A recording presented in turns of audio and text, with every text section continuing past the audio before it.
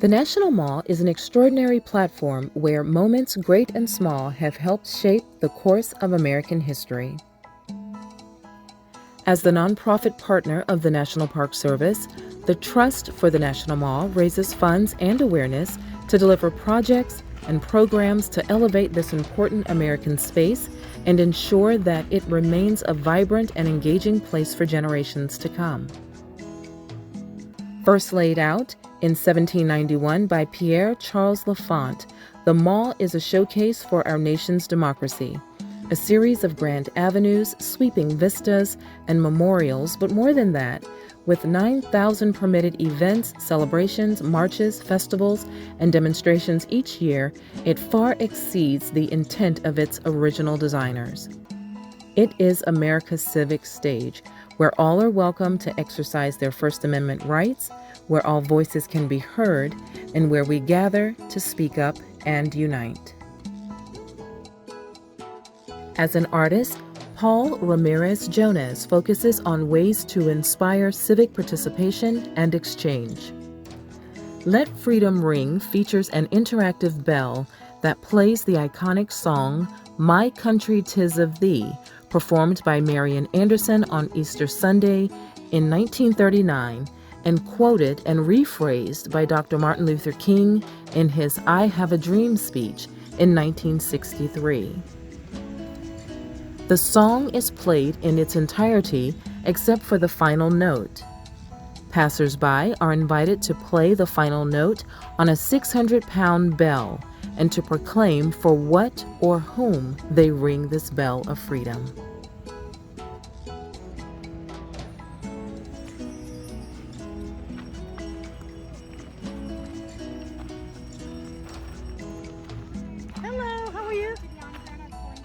Thank you. I think the guy just gave me one of those. Yes, I did. Thank you. Scott, yes. Thank you. Sure, that will be great.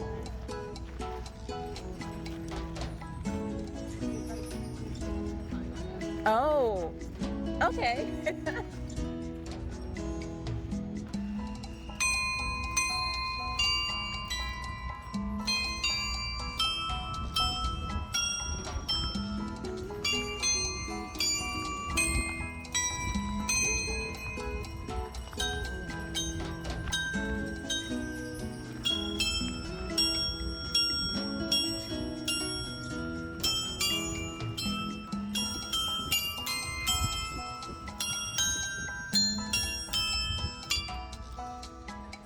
Oh, that's my turn. Okay. Awesome. Thank you.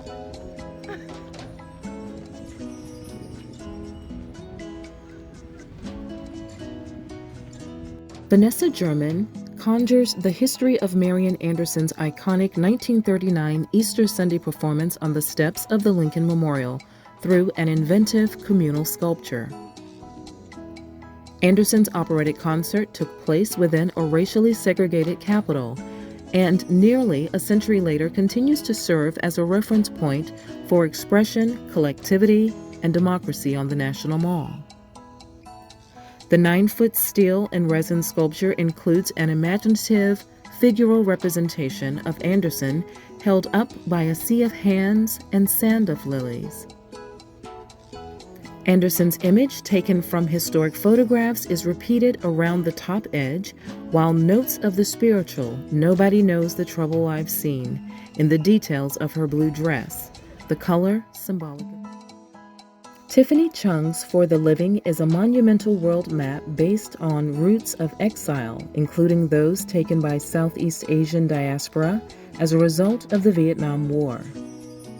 Chung explores this narrative of immigrant and refugee movement by inviting viewers to reimagine how these pathways contribute to the story of U.S. geography and belonging. Each line on the map, conveyed through a color-coded calibrated rope, corresponds to the routes by boat, land, and air. Placed in proximity to the Vietnam Veterans Memorial, Chung's work uses, as she notes, the Vietnamese experience as an anchor point and reminder of America being a second chance that many people have risked their lives for. Tiffany? Across his work, Derek Adams explores public spaces through the lens of Black joy, humor, and possibility. In America's Playground DC, the artist offers a public artwork in the form of a fully operational playground that reflects on legacies of leisure, racial division, and transformation in Washington, D.C. and beyond. The playground is bifurcated by a billboard-sized image drawn from D.C.'s public library archives. Featuring the previously all-white Edgewood Park, the photo was taken days after the 1954 Supreme Court ruling Bowling versus Sharp declared the segregated D.C. schools and, by extension, its playgrounds unconstitutional. According to Adams, play is paramount in this installation, but his work transforms the playground into a site of contemplation and remembrance.